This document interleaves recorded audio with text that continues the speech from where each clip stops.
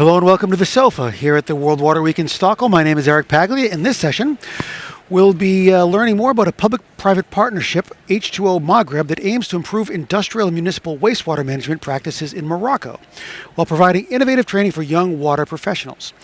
I'm joined by Ulrika Bledery from the United Nations Industrial Development Organization. We have Nader Imani from the Feisto Didactic SE, and James Dumpert from USAID. Welcome to The Sofa. Thank you. Thank you. So we can start perhaps by asking Ulrika, can you please explain what this project is about and why it's important? Well, thanks for the question. H2O Maghreb was started in 2017 as a vocational training program in Morocco. Why is it so important? We discovered a huge skills gap all over Africa and also in Morocco, especially in the vocational training sector and in the water sector, of course, which is our theme. What is the project all about?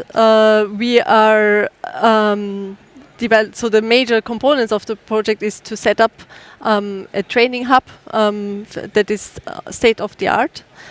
We are developing a curriculum and a vocational training program that is adapted to the Moroccan needs. And we are, of course, training the trainers, training the students, training the professionals so that they have the knowledge and the skills they need in their job and that makes them operational in the water sector in Morocco. So, as you mentioned, we're working in a partnership, which is a private partnership. So we have private partners, namely Eon Reality and Feisto Didactics, that are providing us with the technology and with the innovative tools that we need in this kind of environment. We are working together with the Moroccan government so that the training is really in line with their needs, and we're working together, of course, with USAID, who is financing the project, and UNIDO is acting as the implementing partner.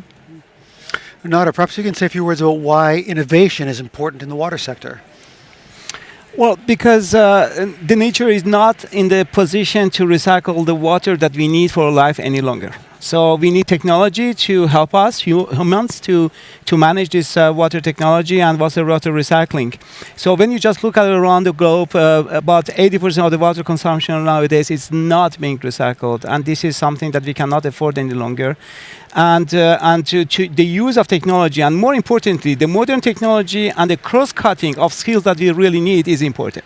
So in this particular project, it was very interesting for us because we could really innovate on technical education, try to define the skill set that individuals need to have in order to tackle the water sector, to have a thorough understanding of mechanical engineering, electrical engineering, but also topics such as IT, such as Internet of Things, information, big data, biology and chemistry at the same time.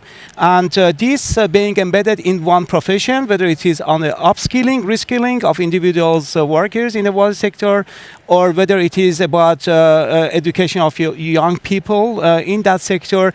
Well, I always said we need heroes. We need people that are educated in the sense that they are really using their skills for a well-being of their society. And here we are. This is a fantastic possibility for a young woman or man to become a hero of the society by doing a right job in a society. And James, from your perspective, what makes this project so unique, and is it possible to replicate it in other countries?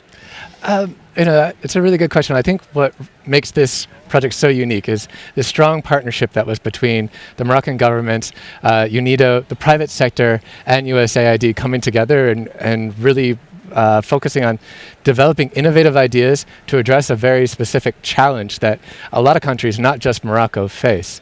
So indeed, like Morocco is facing some serious water scarcity challenges, as my colleague just alluded to, but they're not alone. There are countries all across the MENA region and sub-Saharan Africa that also have and will have exceeding challenges due to urbanization, due to industrialization, rapid population increases, and of course climate change.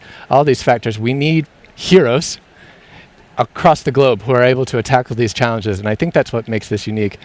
And it's been remarkably successful, incredibly successful in Morocco, and because of its flexibility and also because of its modularity, we're allowed to take this apart and put it into other countries to adapt it context specific to other different countries. So that's what makes us really excited and how this program has really exceeded our expectations. So what's the next steps and the long-term prospects for H2O Maghreb? Well, I think there's nothing more to add to what James just said. So we want to take it across. We've seen that this project is very successful and that there is a need also in other countries. So we really invite everybody to join us, to join forces, because this is definitely not something. So we have this partnership, but this definitely we need more partners, and we want to take it further. From my perspective, it will be kind of diversification of what we have done so far. James just mentioned that, yes, urban sector is one, but industrialization, and there is a trend, and different kind of industries that are using the water technology. So important for food sector, so important for automotive and leather industry, and you just name it. So yes, we would love to maybe specialize this water sector's education that we have developed in Morocco and put it also at the kind of specialization on the industry or urban dimensions. Okay, well, thank you very much for joining us here on the sofa. Thank you. Thank you for having us. And stay tuned for more sessions throughout the World Water Week.